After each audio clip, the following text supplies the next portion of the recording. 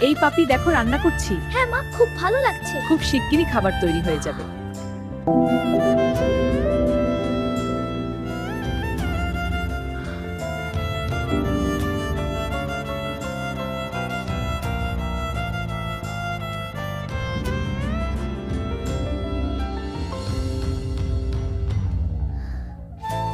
মা, তুমি কাঁদছো কেন?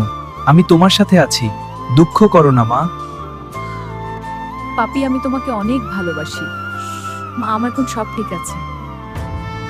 মা, আজ একটা দারুণ গল্প আছে। সত্যি? বলো তো শুনি। আমরা বাগানে একটা সুন্দর ফুল খুঁজে পেলাম। ওয়াও, কি সুন্দর!